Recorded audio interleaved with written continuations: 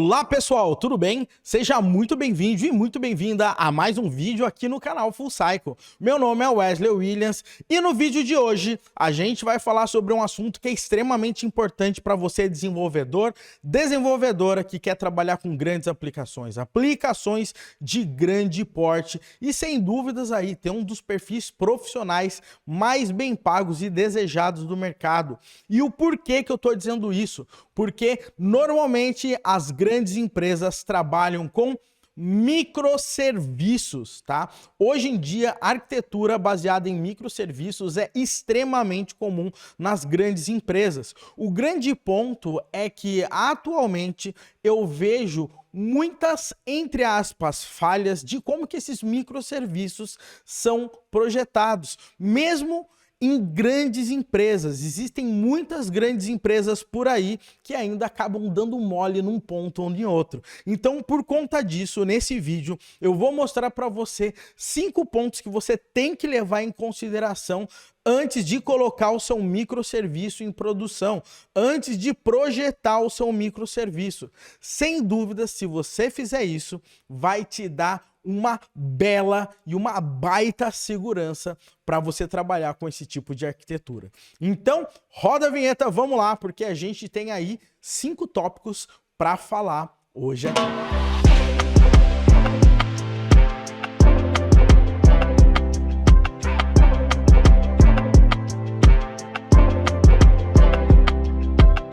Pessoal, e antes de eu ir direto ao assunto, eu gostaria muito de pedir para você já deixar um like maroto aqui nesse vídeo. Eu não tenho dúvidas que isso aí vai fazer com que outros desenvolvedores tenham acesso a esse tipo de conteúdo. Vai ajudar pra caramba aqui o nosso canal.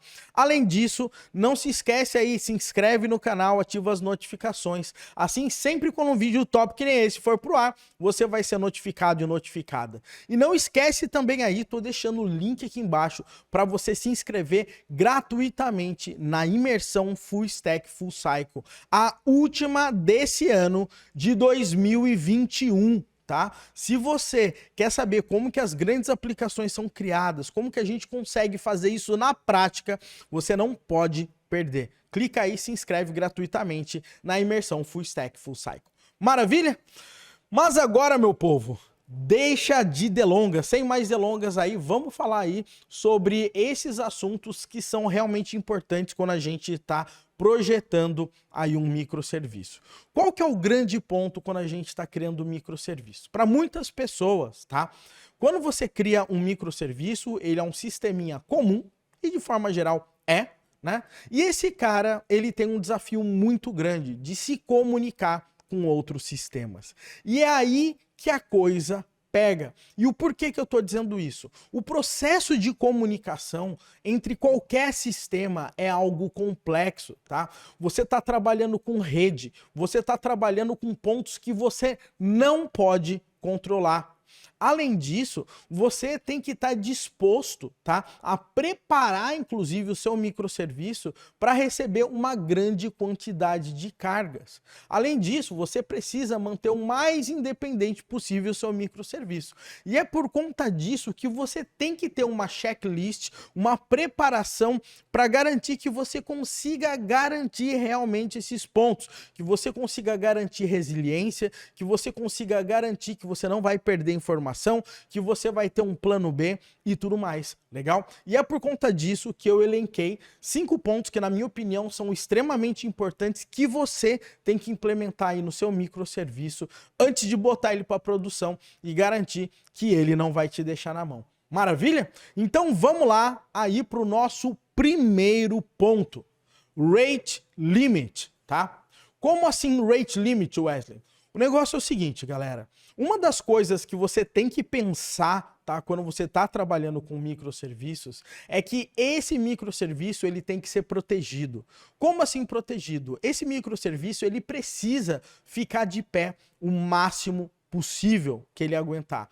Por outro lado, a gente tem que pensar em que, em alguns momentos, pode ser que ele receba mais requisições do que ele está aguentando. E quando isso acontece, acontece algo realmente catastrófico, que vai gerar um efeito dominó em toda a rede, tá? Em todos os outros microserviços. Qual que é esse efeito? Quando o microserviço ele começa a ser bombardeado, ele começa a ficar lento.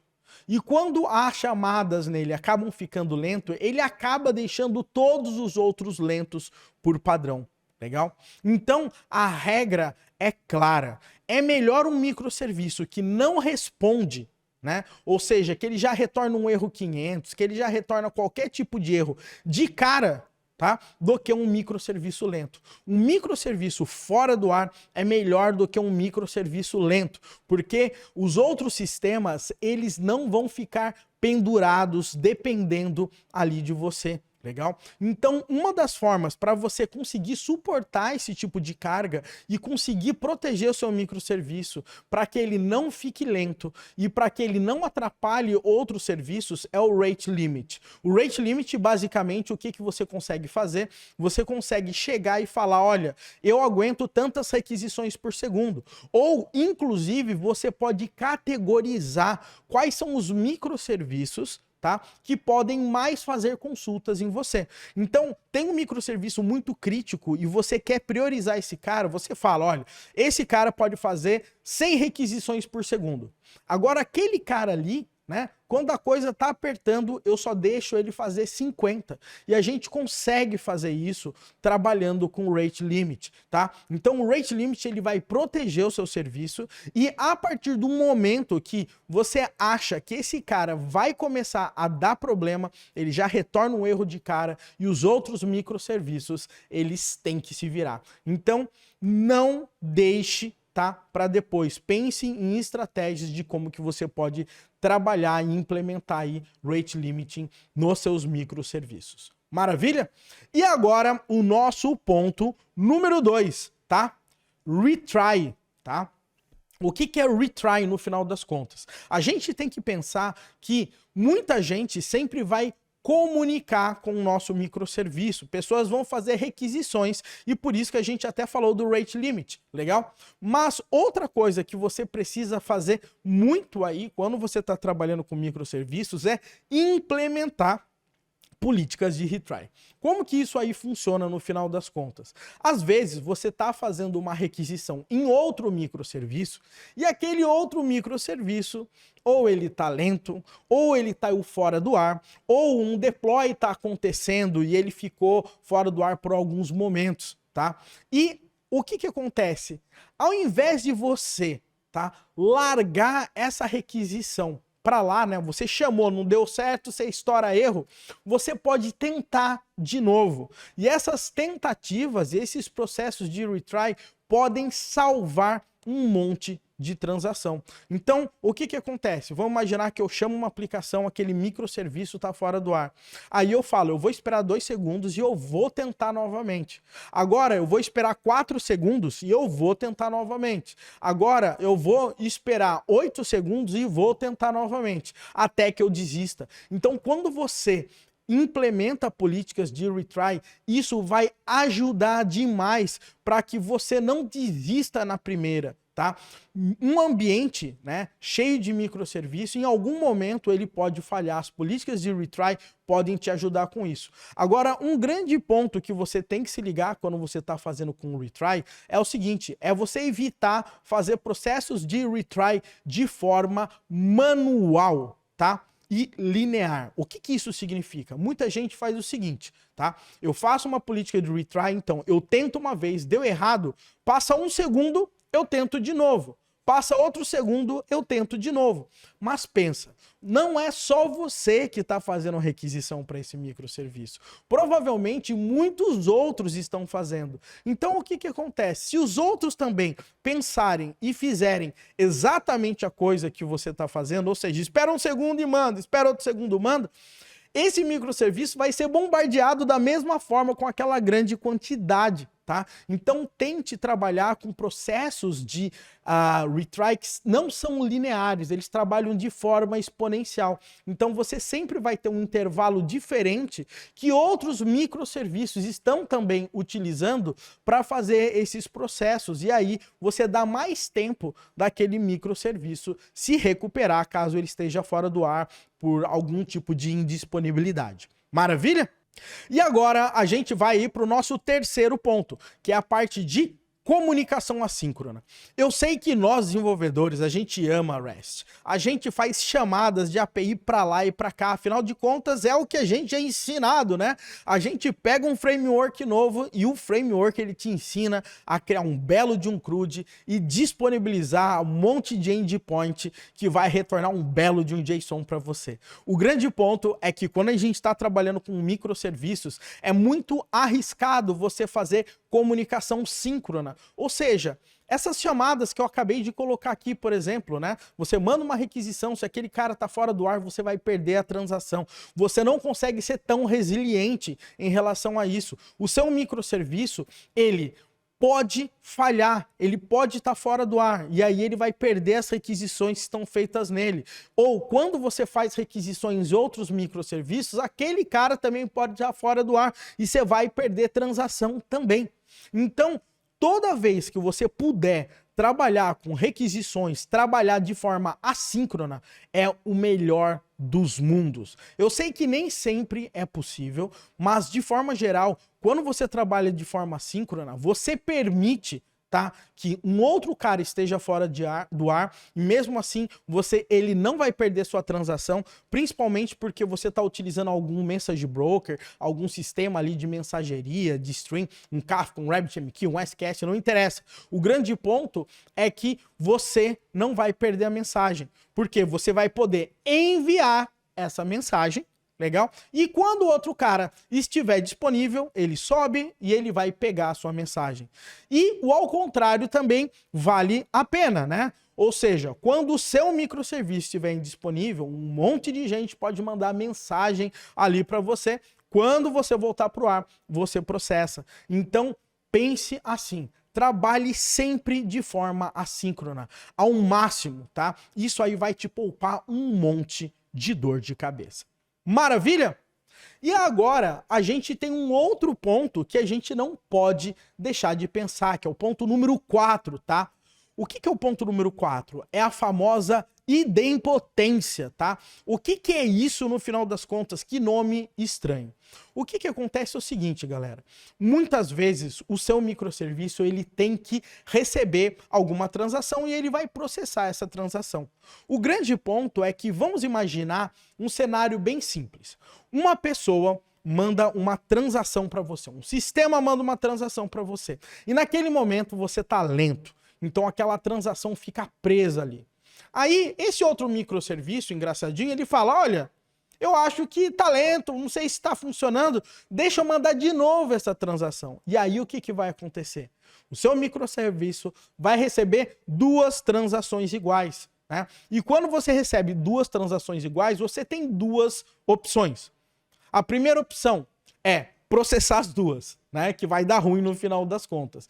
E a segunda opção é você ser idempotente, ou seja, isso vai permitir que você descarte a outra solicitação. Ou seja, o seu microserviço ele já é pensado para não repetir aquela transação. No final das contas, a ideia é que não interessa quantas vezes a mesma mensagem seja enviada para você, você vai processar ela somente uma vez. Se você fizer isso, você também vai estar mais protegida.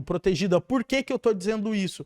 Porque esses sistemas de mensageria, muitas vezes, podem acontecer momentos, tá, que você vai receber mensagens duplicadas. Sim, você recebe mensagens duplicadas. Dá uma olhada depois na nossa playlist de Kafka, a gente acaba até falando sobre isso, tá?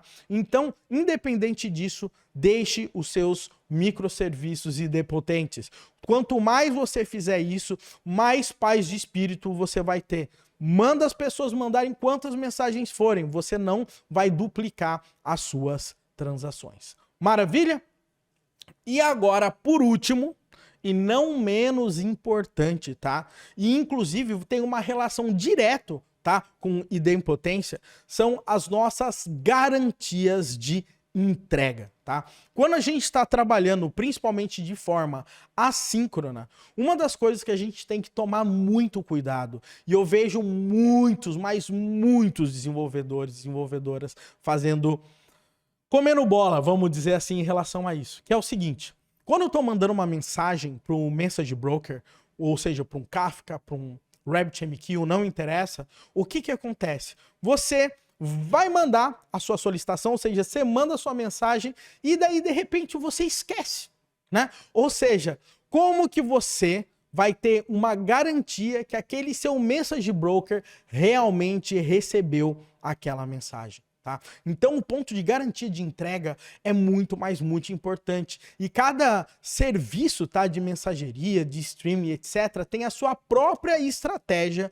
para você trabalhar com isso, tá? Então um dos pontos importantíssimos que você tem que se ligar é o seguinte: estude muito bem como que você consegue trabalhar com garantias de entrega. Se eu mando aquela mensagem, quando aquele cara recebeu aquela mensagem, ele sai do ar, se ele perder aquela mensagem, o que você faz? Como que eu sei que ele replicou aquela mensagem? Então, esses tipos de coisas são tão importantes, tá? Quanto a forma como você se protege. Quando você envia uma mensagem, você tem que ter absoluta certeza que a sua mensagem foi entregue. E é por isso que você tem que trabalhar com as garantias de entrega. Legal? E o grande ponto é que, da mesma forma que eu tenho a garantia de entrega de uma mensagem, eu tenho que ter a garantia de recebimento dessa mensagem. Ou seja, muitas vezes a gente está lendo um message broker e acontece algo absurdo, galera. Acredite com isso, ainda acontece isso. O que acontece? Todas as vezes que a gente recebe uma mensagem, existe algo que a gente chama de ACK, que é um acknowledgement. Basicamente, você fala que você recebeu essa mensagem. Legal? O grande ponto é que em muitos exemplos aí da internet, você vê que esse acknowledgement, tá?